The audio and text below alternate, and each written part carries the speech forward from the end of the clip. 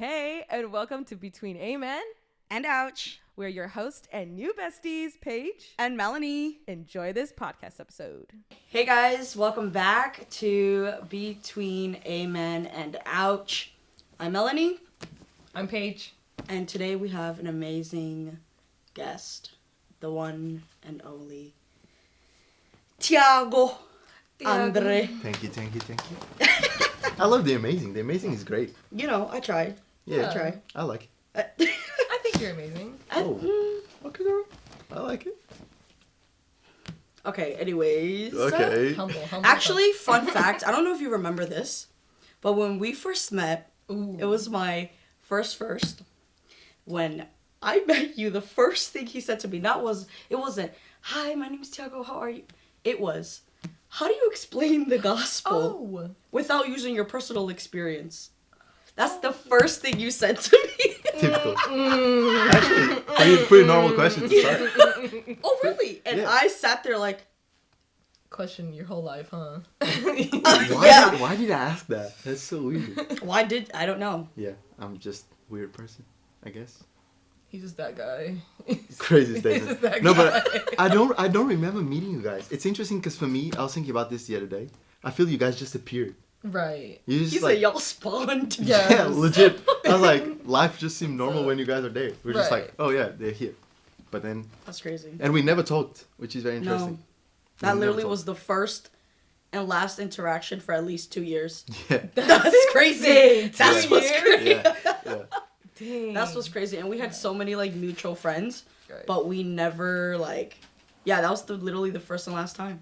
Right. I said to someone recently, which we know what I'm talking about. Sorry. And we were talking about how we never chatted before. Yeah. And I was like, I don't know why I never talked to her. It was not like I had something against her or like. Yeah.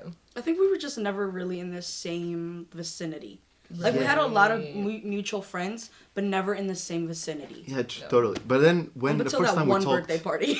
Yes. Yeah. And then we started talking, and then we were Yeah. like, yeah, Hey, what's up? Come on. Yeah. I liked it. I can't even remember the first time we met, to be very honest with you. I think I'm on, like, your wavelength. I'm like, we just spawned. Yeah, It just we became, like, It just existed. I think I just knew of Perhaps. you, like, through other people, and I was like, oh, yeah, that's just him. Yeah. Like, I think the never first knew. time we talked was when Like, you rostered me for SPing. really? Yeah. She's like, hi. serving. So, you're rostered. Yeah. Come, 6:30, be here. And then I spawned there. I was Hopefully he shows up. just like, yeah. Lucky. Yeah. Okay. So, Tiago. Yeah. Please tell us how you grew up, and also what's your title? You're going into this new position that we hear about, but what is the official title of that? Yeah. Where do I start? Yeah, so my family's from the north of Portugal, a beautiful city called Porto, which you guys have to come and see. One day. He's buying the tickets. Yeah, I'm buying tickets. But yeah, so it's a very big city. It's the second biggest city in Portugal. But I only lived there for 2 years. So my parents grew up there, started dating there, church there, their whole life there. And then when they had me, 2 years later, they got an invite because my dad at the time was pastoring a church there, or he was like a second pastor in the church there. Nice. And then we got invited as a family to move to the south to a very, very small city. I think the other day I checked, it was 10,000 people, something like that. So it's a very, very small city called Reguengos de Monserrat. Whoa. And that's where I spent my whole life. It's not you speaking in tongues. Beautiful. And that's where I spent my whole life. Heavenly. It's a very beautiful city, very small. Where is it? It's very in the south. So if you have Lisbon right here, it would be like here. But it's very, very small. It's barely a city. I think it became a city like a year before we got there. Oh. Greece. Yeah, so it's a very small city, but the good thing about it, which I'm very grateful now, was that I had the chance to do things that people in the city don't have the opportunity to do. Like, for example, my dad would pick me up at school, just our dog, and it was my dad in his bike with the dog, and he would bring my bike, and then we both would go back home. And so I had opportunity to experience a very rural life. And our church was very small. It was like 60 people, I think. Majority were elders, people that work in the camp, like the fields. and it was very good because it was where I grew up. I always had the very like I didn't ever had my family close. Unfortunately, from my mom's side, I don't have grandparents. They died when she was very young, and then from my dad's side, I have both, but they were very far the whole time. So I never had a chance to spend time with my grandparents and have that type of relationship with family. And so having that church, which was the majority of the elders, they were like taking care of me as like their own, and so it was very good. But yeah, so since I was 2 until I was 15, I was in Regengus, so 13 years. And then at 15, we got the invite as a family to move to Luxembourg, to become, at the time my dad would become the youth pastor. Oh, nice. There, which is very funny because you asked about the role that I'm going to take. I'm about to step into the role of youth pastor in the same church where you got that offer as well. That's amazing. That happened, and that was a very crucial moment in my life. 16, we moved to Luxembourg in July of 2016, and my birthday is September. So it was like very close to my birthday. But it's a season of, it's a very hard time to change. Because when you start developing your character and your personality. Yeah. And moving to Luxembourg was a bit of a, I'm losing all my childhood friends. Yeah. Like all the things I'm so used to do, they're not there anymore. School used to be so close. Now I have to like catch 2 buses to get to school. You know what I'm saying? Yeah. Like, well, before, I'm not lying, like... You know how, like, parents be like, I walk through the snow? Yeah. Right. Yeah, legit. My dad used to say that every morning. He was like, what are you complaining about? I used to walk, like, 5K to get to school. Right. Like, yeah, cool, bro. Snow in the desert. You're like, how did you... what do you mean? I used to wake up at, like, 2 4 a.m. Crazy times. Yeah, my dad used to say that every morning. He was like, bro, you complaining? You're gonna be in the bus for an hour. I used to walk for like 5 hours, wake up at 2 a.m., get ready. I'm like, bro, relax. 2 a.m. for a 9 o'clock start. Right. Yeah, crazy. It's crazy. You had extra time, bro. But yeah, Luxembourg was a very cool experience. My school in Regengus was literally like, if my house was right here, the wall of my house, so the 2 walls in the back, one was the church, and the other one was the school. Oh. So I would leave the house when like you start ringing to go to class. You know how they have like their ring that goes, like when I'll hear it, and then I'll be like, okay, time to go to school. And I'll start like leave the house, walk to school. It was like 30 seconds to get to school. He said, I don't need an alarm. Yeah, legit. It was that type of life. It's that small. So you know everyone is friends, everyone is family. Yeah. And then I moved to Luxembourg, which is a very small country. But everything changes because it's a country that people work a lot. They wake up very early. They go to bed very early. Different from Portugal. Like, we're not Latinos, but we kind of have the Latino culture. And so, like, we go from, like, sunny beach life to, like, catching a bus, no ocean, like, super cold all the time, snow, gray. You barely see the light of the day. Wake up at like 6 a.m. Wake up at 6 a.m. It's dark. You finish school at 4. It's dark already. So it's like you barely see the sun. Dang. So life changed really fast. Are you okay? Yeah. Yeah. Did you have any good memories? Relax. Like anything happy? No, it sounds really bad, but it was actually not that bad. Okay. Because I also realized that you have a different type of family environment there. Because there are people that immigrate there. And so they also don't have their families. And so it's the first time that I have people around me that they also don't have families in the year. And so we kind of become one family. So it's very good. But also it's very challenging. I'm 15 at this point, and I have no friends. Ooh. I remember because I'm so used to have the same friends that you kind of forget how to be a social person. Yeah. And so I remember coming to school, and like one of my best friends, Miguel, he says this all the time, like, you were the weirdest person I ever met when I met you. Like, he was like, you shake my hand and you said, hi, my name is Tiago. And I'm like, I've never seen you before. Why are you shaking my hand? Type of thing. It was like, I got to school and I was shaking people's hands because I was like, you trying to be nice? I don't know how to be nice. You know what I mean? Trying to open up. Yeah. But it was just because you're so used to have the same friends that you lose social skills. Yeah. That's your default. Huh? Yeah, like, because I'm so used to like, what's up, bro? Yeah, like the dab up, but it just wasn't there. And now I'm like, hey, my name is Tiago, André. I'm from Portugal. Full. Five what? names. He said, Government. I'm from Portugal. I need to specify where I came from. Yeah. Where did I spawn Make sure from? they know. Make sure they know. I think that's a little bit how my life went. Then Luxembourg, stayed there for 6 years, and then I moved to Australia. Amen. Nice. Yeah. Now you're here. And now, Where you ask people, how could you describe the how gospel? do you describe The gospel. the gospel without using personal experience, which is like so counter what I've known to be like the Pentecostal movement is like, without explaining my experience, what do you mean? Yeah, Right. yeah, That's not a thing. yeah. How dare you ask me? I was offended. I actually was. Eish. I was like, hey, Hey. offense is a choice. Offense is a choice, yes. This is a choice. I did choose.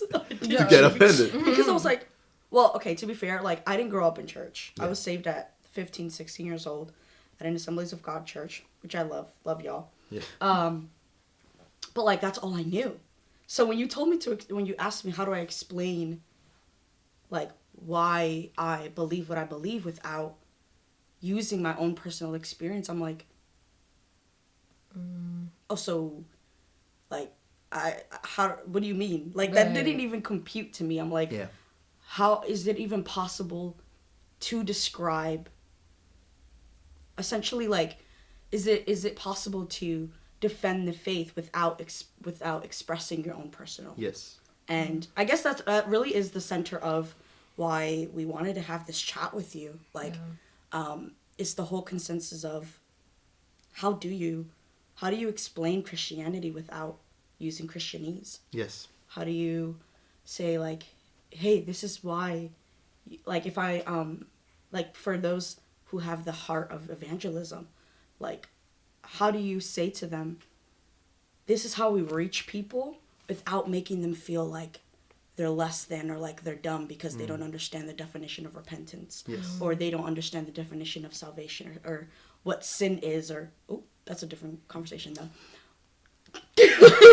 Next or episode. like what the whole, you know what I mean, like, Yeah. it's just a very fascinating topic, and based on that, our remembering our first conversation, I was like, oh my gosh, Paige, we need to get a conversation with Tiago on this. Yeah. So with that being said, that is like the first question I kind of want to tackle is, how do you defend the faith without, like, quote unquote, fighting God's battles? Like, because in 1 Peter 3:15 it says, it says to us, but in your hearts revere Christ as Lord.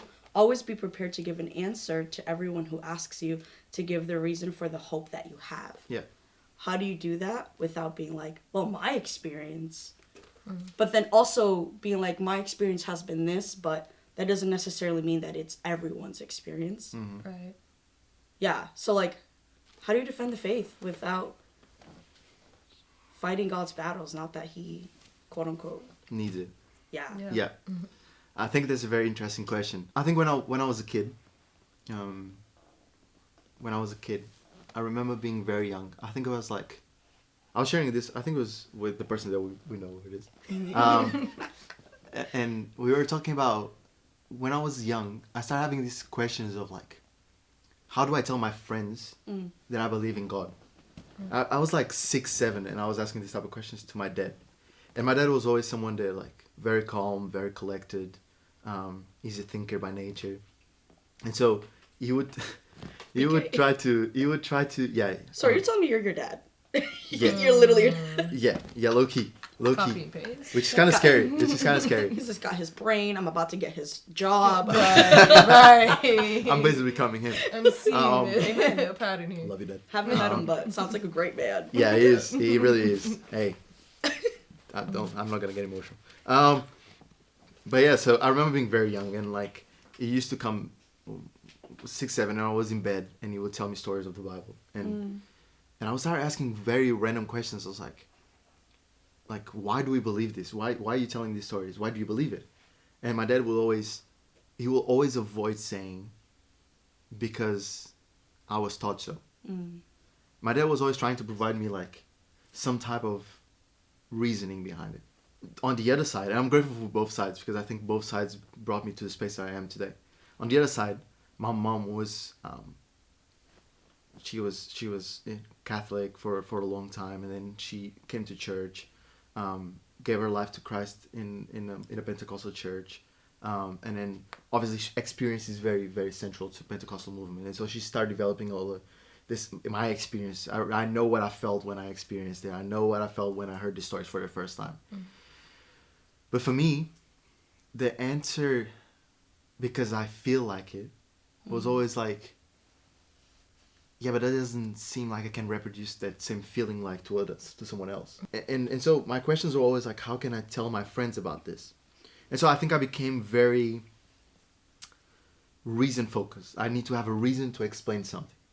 And a lot of the times I used to look at this verse and use the interpretation that you just talked about. The interpretation of like, I'm trying to be an apologetic guy that is gonna try to bring you all the reasons, explain you everything. Everything is gonna make sense, and that's it. You're out. Like, you're gonna become a Christian because of this. What I figure out very, very fast is that we cannot convince anyone to become Christian. It just doesn't happen. Hayden Nelson, which we love. Shout out Hayden Nelson. He says all the time that like we can bring someone in a scale like in a 0 to 10. We can bring someone to a 9, but then at the end of the day they have to take the step of faith. Yeah. To get to the 10, right? And so when I read this passage, I tend to think about apologetics right away because he says, but in your hearts revere Christ as Lord. Always be prepared to give an answer to everyone who asks you to give the reason for your hope, the hope that you have.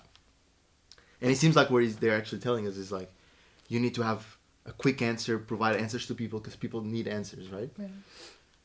I don't know if that's exactly what the passage is trying to say, personally. And I'm also not saying that it's not that. But when we study the context of Peter is writing to the Gentiles in the Roman Empire, under the Roman Empire. And he's basically talking, because if we read before, I think it's chapter 1, verse 6. It says, praise to God and living hope. And then in all this you will greatly rejoice. Through now for a little while you may have had to suffer. Grief in all kind of trials. These have come so that you have proven genuineness to your faith, or of your faith. Of greater worth than gold, which perish even though refined by fire, may result in praise, glory, and honor when Jesus Christ is revealed. And so what Peter is talking, he's talking to a group of people. A lot of them are suffering under the hands of the Roman Empire. The Roman Empire is persecuting them, killing them, doing all this type of stuff to them.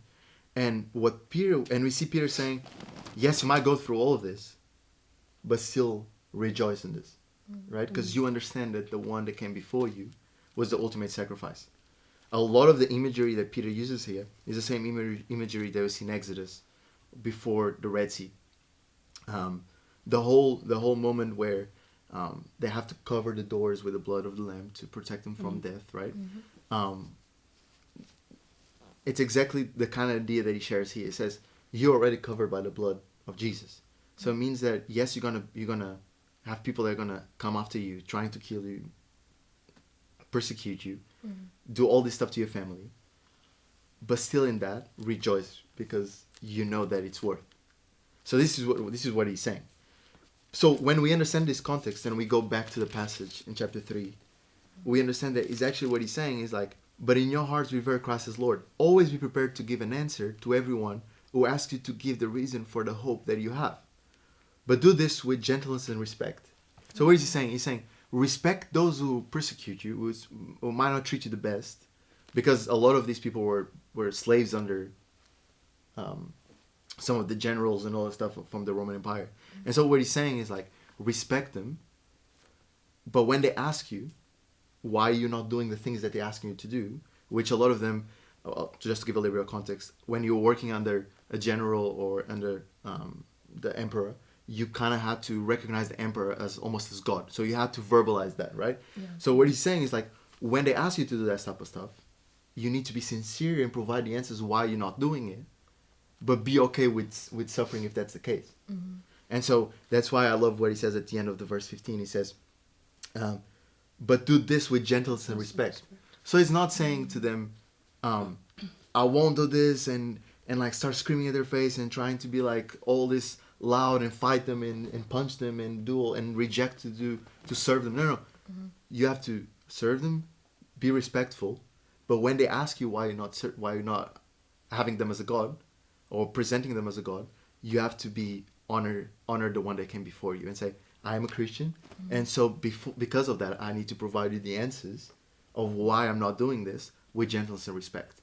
So I don't think it's an apologetic sense of like I need to have the answers for everything. It's more of like, are your attitudes reflecting the knowledge that you have? Because pause, that. cut the cameras, pause. Clock that. That was good. Right. Because continue. because I think a lot of the times, and this is what I faced a lot with doing degree, we receive a lot of knowledge, we develop a lot of knowledge, we do all this research, we write a lot of essays, we do all this, and this is amazing, and I'm grateful for that. And if you guys know, like I'm obsessed about this type of stuff. Before we were talking about, He's writing a research like I'm writing like research paper for fun. For fun. Hobbies. But at the end of the day, are your actions reflecting the knowledge that you are so proud of? Right. And I had to catch myself during this journey with sometimes not reflecting that. I remember perfectly when I went to Melbourne. I was coming back, so I was in Uber, like coming to the airport, and then the guy asked me, "Oh, you know when you get an Uber and like I want to have zero chats with this person, like I just want to listen to music and like get to the airport, get out of here. Get me where I need to go. Yeah, no, don't talk to me. Yeah. I have my coffee, don't talk to me." The guy decided to have a chat, and so he starts asking me, "What are you doing here in Melbourne?" And I'm like, "Oh, I'm just taking a break from study and stuff." And so I decided to come here and just because I'm about to leave the country. And he was like, "Oh, what are you studying?" And I'm like, The question. what am I going to say? For a second, I thought, I might lie and say, I'm studying law, so he doesn't ask me. But then I was like, nah, I have to be a Christian. And so I was like, I have to be a Christian is a wild phrase. Today. oh. On that day. Yeah, Right, nah, right. so That's crazy. I looked at him and I was like, oh yeah, I'm studying theology. And he's like, oh. And he's like, we're in a red light. Stuff And he's the like, car. he looks Here we back and he's like, go. oh, I used to be a Christian. And I'm like, Oh, yep. dang. Yeah, the conversation is about to go where I didn't want it to go. Yeah. And so he starts asking me all these questions. That was a Kairos moment, okay? Yeah. That was... Rough times. And he says, he looks at me and it's like, first question he asked me is like, how do you know Jesus is real? Right. And I'm like, Right. Close. Right. And what I noticed was that like, at that moment, I was like, yeah, I'm about to give you all the knowledge that I have. I'm about to drop all the knowledge, all the like the catching phrases that I have, all my notes that I have on my notebook. I'm about to throw it all at you. And I start doing all of it. And like, I start telling him about all this like historical evidences that we have. I start telling him about all the biblical references that we have of like Jesus actually being God and how they reflect in our belief, and that's why we're Christians. I start telling him about all of this. You said I got a research paper for Yeah, you. I started pulling it out of my I pocket. just wrote it. There you go. And I just see all these words going like, and he's just like driving, and he's not even listening to me anymore. And I'm like, I'm taking apologetics, and it seems like I don't know what I'm doing right now. Like, I'm supposed to. This is the moment that any apologetic student wants. Is this moment where we actually can do what we've been studying. And I tried to do it, but I forgot to be gentle. Right? And so I asked him, what happened? What happened for you? After all of this, I look at him and I was like, but actually, I've been talking a lot. What's your story? Why are you not a Christian anymore? What happened? Yeah. And then he starts telling me all the story, and I realized that my actions were not reflecting my knowledge. In a sense of like, I was trying to come with all the reason and all the answers, but I was not being gentle. I was not being kind. And so when we started having a chat, and he starts asking me, did you always believed? And I was like, not really. There was seasons in my life that I had a lot of questions, and I still have questions, and sometimes I leave class and I'm like, do do I even know anything about this? But what was beautiful about that chat is that man looked at me and he was like, can you pray for me? And I was like, yeah, of course. And so I started praying for him, and that moment I was like, I'm gonna start dropping all this knowledge again in my prayer. Like use the rich words. You know when you have someone that preach that is praying for you and is like using all this vocabulary, and I'm like, wow, I'm just like, I received these words.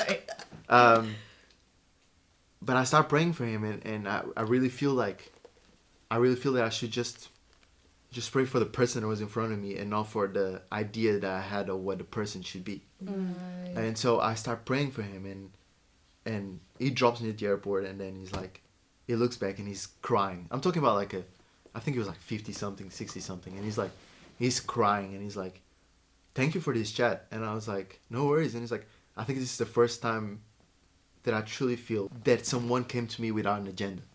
Oh.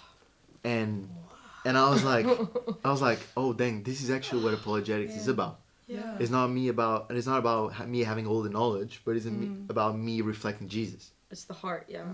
If I have all the knowledge but it's empty of heart, like there's no reason, right? And he says like we need to be loving, we need to like show grace and love people while holding truth at the same time. And this is the hardest thing here, because if we tend to truth too much, we're gonna start condemning people, right? And we're gonna be like, but you're doing this, you're like this, you're a sinner, you're doing this, and I feel that pushes people away a lot, and I think our past generations suffer a lot with that. I was chatting with someone yesterday at a conference about how generations keep going and happening, and I remember my dad telling me about like how his generation was like in the streets telling people you're a sinner, you're going to hell, and people were just accepting Christ because of that. But then there was the next generation that understood that this is not the way that we should be doing this, and they start being way more graceful and loving. But then we start tending too much to grace and love and forgot about the truth, and then we start accepting everything without any boundaries, without any alignments with what the Bible tells us, and so we start accepting too many things, and that created a problem. But now I think we're kind of going on the other side again, where we see youth being like, we want to know more about the Bible, we want to learn more about apologetics, we want to learn more about what God is speaking, we want to be more in touch with God. And so this to say that I think this tension of what gentleness and providing answers, like you said, of 1 Peter 3:15, I think is this idea of like, you need to have the answers, but the answers need to be followed up with your heart as well. Your heart needs to align with the answers that you're providing. Because if you're saying God is love, but then you're judging someone and you're showing no compassion, then you're saying that he's actually not that much loving. Like he's actually not love. And I think about this all the time. But yeah, I don't know. I went on a monologue there, but I loved it. I hope it helped. We love it. I don't know if it made sense. I did. And it actually reminded me of like, guys, I'm not my proudest moment, okay? So don't judge me. I was running late for church one morning, and so I was like, if I start walking now, I'm not gonna make it. Yeah. So Which happens to all of us. Right. No judgment. No. Being late to church. Thank you. No judgment. It's a priority. Yeah, just threw the Guys, side eye. I promise church is a priority for me. I just woke up late. It was a me issue. It doesn't seem like a priority. So you're going to jail. Right. Anyways, as I was saying, so I was running late. Yeah. I called an Uber, and the guy's like, "Oh, you're going to church?" And I was like, "Yeah, I'm just running a bit late." So he's like, "Oh yeah, no worries, we'll get you there, right?" But so then when we pull up to the front of the church, I'm getting out, and I'm so focused on like I need to go because I'm about to like miss like just the start of worship. So I was like, oh my gosh, I need to go. But as I'm getting out, he's like, please pray for me. And I was like, yeah, of course. Close the door. He drives off, and I'm like, oh my gosh. I was so like in my mind that I couldn't have like, why didn't I just take those 2 seconds to be like, Yeah. Actually, let me pray for you right now. Yeah. Right. Yeah. And as I kid you not, Holy Spirit convicted me so hard. As soon as I closed that door and he drove off, I literally instantly was like, Yeah. I felt so, I was like, oh my gosh, why? Like, that was, for me, that was like a Martha moment, trying to get things prepared. And I'm like, when I should have been married. Yeah. Right. And I'm like, Yeah. For real. Gotcha. but that just reminded me of that. And yeah. Yeah, no, for real. I mean, I think it happened to all of us. There are moments that people say, "Hey, can you pray for me?" And I'm like, "Yeah, don't worry. Like, I'm gonna pray for you," and I leave. And like, in my mind, it's like, I can pray later. In reality, when someone says, "I'm gonna pray for you," 99% of the time they're not gonna pray for you. It's they're like gonna a- forget. Because if they actually want to pray for you, they're gonna pray at the moment. For Yes. facts. From there. Obviously, there's circumstances. You can be in a rush. You can be all that Yeah. stuff. But even that, no judgment. No judgments. No judgment, but But yeah, even when I prayed for that man, like I remember I left the car and I started like getting very emotional, and I was like, why am I getting emotional when I'm this is supposed to be the normal. This is supposed to be what I do every day. Wow. I should be praying for people. This should be normal. I shouldn't be crying because this is my first instance when I'm praying for someone that has for. Yeah, and I think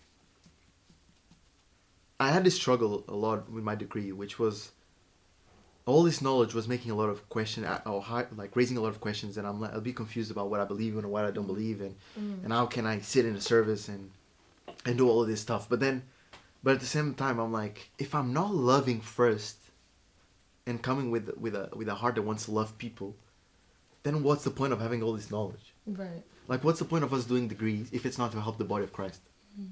Right. And so, if I'm doing a degree to step away from community because they don't know as much as I do, or what they're talking is not what it's supposed to be said, and if I'm walking away and I'm separating myself from community because I think I have more knowledge, and I think that people should be saying this and this,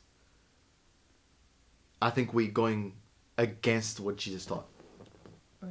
you in somebody's house right now. I don't know whose, but you in somebody's house making coffee and they're still asleep. Hey. Somebody's saying ouch. Somebody's saying ouch. Ouch. Right. So you said something earlier. You said that you would literally leave class and have like a whole moment, existential crisis. Every single time. You would just like question your Christianity, question life. Yeah. And I really have this question that I like so wanted to ask you, because how do you even balance that? Because going through that personally as well, like how do you balance having all these questions about God, questions about Christianity, like the church? How do you balance that, but not move away from God, not move away from Christianity?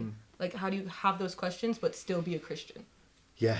I think that's the hardest question you can ask someone. Right. Um, right. I think we chatted about this before. University was it's a blessing. It's a blessing. But to quote our good friend Augustine, it says that Like you know him. Yeah. that's my G. Little buddy. My best friend, NT Wright. Crazy. Augustine says that like this opportunity of knowing more about God and theology is a blessing and a curse at the same time.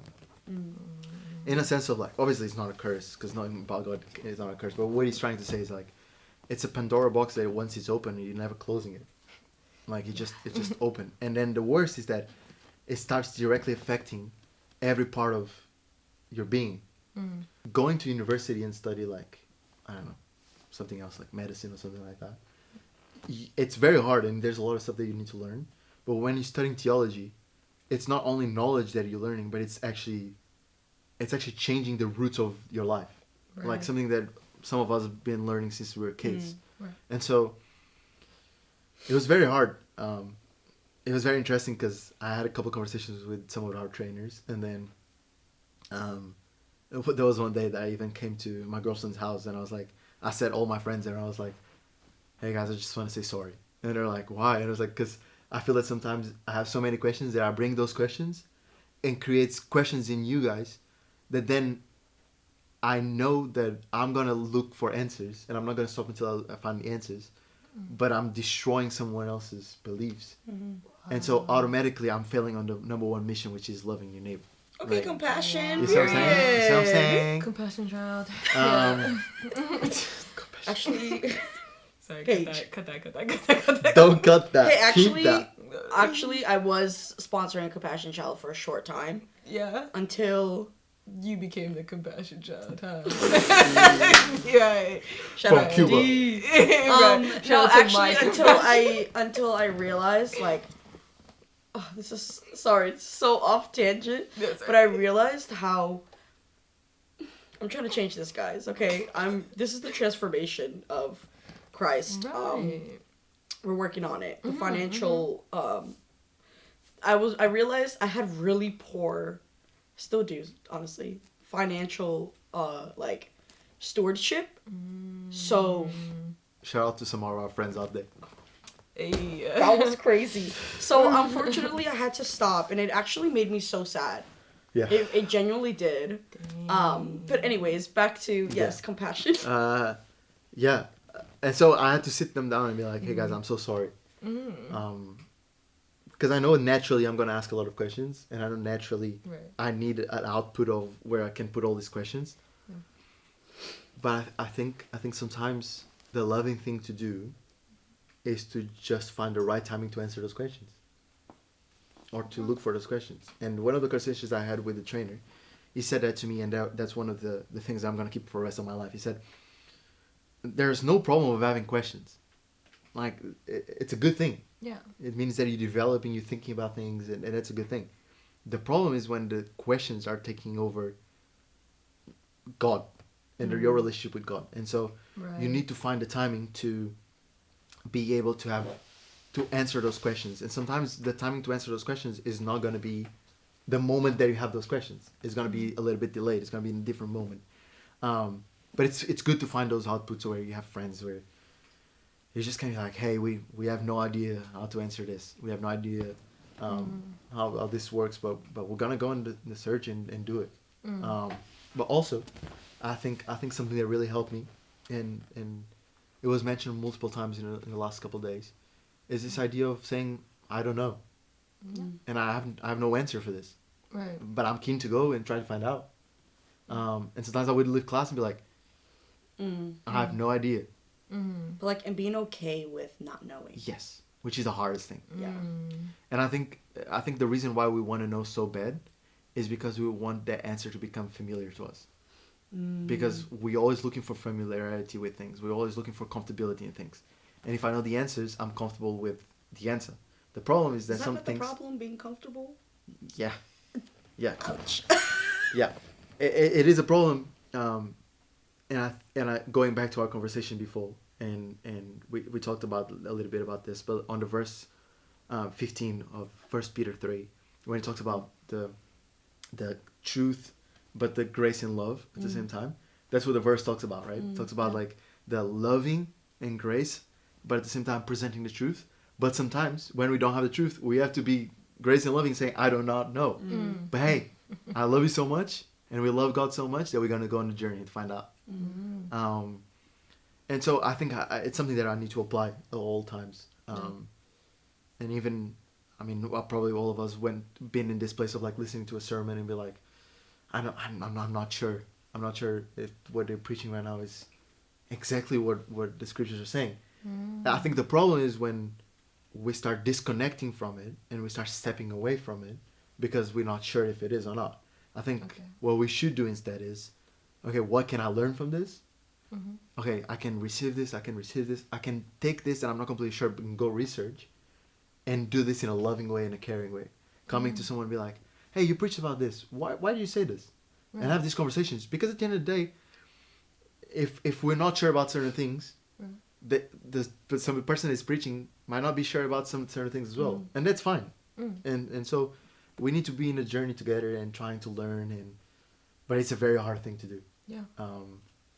Because we start questioning everything. There was moments where the conversation I had with this trainer, the first question he asked me is like, okay, what are you sure about? And I said, so good. Yeah. God, Jesus, Holy Spirit, and that's kind of it. Yeah. And he was like, good. Let's start from there then. Yeah. And then you just start developing your set of beliefs, and being in a community is the most essential thing. We talk about this all the time, but like this idea of that you can live a life with Christ alone, and like it's the biggest lie that the devil created. Like he just start throwing this idea of like, yeah, you can have your own choices. You have this individuality. You can like you don't need to go to church. You don't need to share your thoughts with your friends. You don't need to share when you said with your friends. You can keep it to yourself because it's not important for them to know. Actually, what he's doing is he's trying to keep you in the valley as long as he can. And we talk about this valley mountain idea before. Valley where you should be. Yes. And you're smelling like dry bones when you're supposed to be smelling like pure air. So, so yeah, I think I don't know if that answers, but oh yeah, I think that's the journey that I've been in, and it's just accepting the fact that you don't know everything. Yeah. Like if the big guys of this life, the N.T. Wrights, the Michael Burrs, like they don't know everything and they're still researching and still trying to learn. Why would you be the owner of all knowledge? Right. You know what I mean? Like, have you ever hit a moment like you're going deep into research, like you're looking at every single like research paper, you're looking at all these like commentaries and everything, and you just kind of hit a wall, like you're just like, I can't go any further than this. Every assessment. Every assessment. Every assignment that you have. Yeah, like I think at some point you guys are gonna have the pleasure to talk with one of my housemates. Oh yeah. And he's a brain, and I love that guy. But sometimes me and him and the other housemate that we have as well, the conversations that we would have for like 4, 5, 6 hours of like depressing conversations. Like we're like, bro, we want to drop all of this because we don't know anything, and we're just like getting super confused. But we would finish the conversation and be like, but I guess we just need to keep going. And then like, and sometimes we will read something. I never forget this. My first semester, like, I was reading about Old Testament, and then we read that the law is actually God showing His love to people. Yeah. And for me at the time I was like, yeah, this makes total sense. But then I started reading the law, and I'm like, this doesn't seem like love. Yeah. And I come downstairs and I'm like, bro, what do you think about this? And he's like, yeah, I'm like, I don't know what I think about this. And we're fighting, we're wrestling with this, and so I hit walls all the time. Right. All the time. As I believe you guys do as well. Yeah. See, and that's where a little you hit the what is it called, the rock in the hard place, the something like that. I don't know, something like that. Yeah. I'm actually not like that Oh, at really? all. Fun fact. Yeah, like I was about to ask you, like, what about for those of us who feel like we don't need to question or we don't actually want to question? Right. Like, I know that there's people out there that are probably like, I actually don't really need to have these deep philosophical questions, because if I do, my concern is, will I still continue to believe? Yeah. And it's like, how do you feel like that mindset? Because I actually was talking to one of your housemates about this, and he was saying how it can come across as a disservice to the Bible, not reading it the way it was meant to be read. Yeah. And that blew my mind, and I said, oh. Yeah. But also, I'm like, I don't feel like I need the answers to these questions. Like, but then it also had me like, should I have questions? Yeah. And, and it's like, what would you say for those of us who are like, I don't really need to question. I don't really need to have an answer to all these things. Yeah. I think there's a big difference between having questions and having answers. I think that's a gigantic gap between those two things. I think our tendency is when we have a question, we need the answer. Yeah. But I think there's questions that are just meant to be questions and be held in tension for as long as we can. And I think some of the questions are even healthy that we keep it in tension. Is my life, am I living a Christ-worth life? Is Christ the center of my life? Am I loving my community the best? These are questions that you probably never gonna have the total answer to them, but they're important questions that you keep them to keep you aligned and keep yourself focused on what's the goal, right? I agree with that statement that if we're trying to read the scripture in our own context and with our own interpretation of what this means, then we're missing the point of reading this. Right. Jacqueline Gray writes this book about, I think the title is They As Me. I think that's the title. Quote, don't quote me on this. Unquote. But yeah, Open quotation, if that's a thing. Right. this is a book that she talks about the importance of, we kind of do the other way around. We do like, okay, what does this mean for me? And then we go to them. Yeah. It's actually the other way around. What does it mean for them? Right. What does it mean for us as a community? As a community, right. And what does it mean for me as the last one Right. of this equation? Yeah. And so I think that's a very important thing, because I think we're doing a disservice to this and to everyone that died trying to carry this and everyone that wrote this if we don't read it according to the context that was written. Right. I mean, let's think about people like John, for example, or people like Paul. Paul is in prison. Obviously, he's not thinking that this was going to arrive to us. But imagine that he's writing something to a group of people and thinking like, oh yeah, they're not going to take any importance, or they're not even going to pay attention to what I'm writing. It's a disservice to what Paul is doing. But he finds himself in a very complicated situation. And the first thing he decides to do is, I need to still write to these churches, right? So he sends the prison epistles that we know. I do not think that it's a wrong thing to not have answers or to don't have questions. I do think that if we don't have answers, or we don't have questions because we're scared of the answers, then we're scared of following Christ. Ouch. That was mean. That was a bit hurtful. I didn't like that. Sorry. Oh. I'm sorry. Because in the sense of like, God teaches us, or Jesus teaches in Matthew, he says like, we should love with your heart and your mind. But if we just want the heart, then we're reducing everything to one part, right? We talked about this before, like about the reason, like the truth and the heart, right? We need to keep this tension of like, I need to study this. I need to study what the church fathers were talking about. I need to have an understanding of this. And also, I need to have the experience. It cannot be absence of experience, just knowledge. But also cannot be just knowledge or absence of knowledge and just experience. Right. It needs to be a perfect balance within these two. The question now can be, how do we achieve this? I think it's a very complicated thing. And that's why it's not supposed to be done alone. I think that's why we're supposed to live in community. And you know what? And with that being said, thank you for this chat.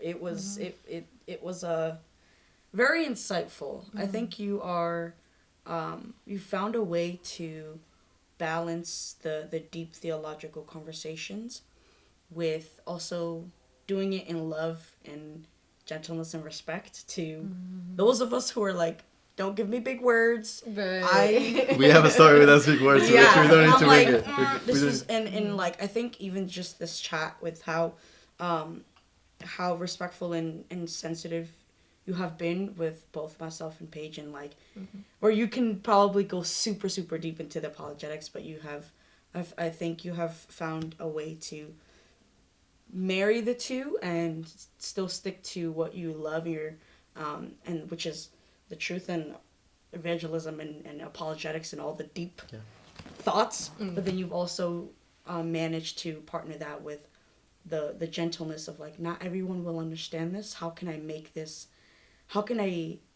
understandable but still deliver it with substance? Yeah. And I think you've done that well. Appreciate it. Not just for this chat, but like even just talking to you off cameras and stuff. You've been a great blessing as a friend to me, and I'm sure to many other people. And and your killer side eye. Guys, it's the meanest side eye. Give it to the camera a little bit. Give it to the camera. That camera right there. Zoom right here. But hey, I'm very, very excited to see what the Lord does with you in Luxembourg, as you are now about to head into a new season as a youth pastor. Yeah. At your home church. Very challenging. Yeah, sure. It's definitely gonna, obviously, but hey, we are so excited to see what he does, and thank you for being authentic on and off platform, like the person that we see here on like with this chat, guys. If you meet him in person, he's exactly the same, and that's a great honor. Yeah. Thank you. Yeah, and we love you. We thank you, and I will definitely be praying for you as you go back next week. Right, 4 days. Yeah, 4 days. I'm going back. So thank you again. Yeah. You're the best. Much love. Ooh. Cut the cameras. Cut that. Please. Cut that. That was bad. Anyways, guys, we'll see you on our next episode of Between Amen and Ouch. Ouch. See ya.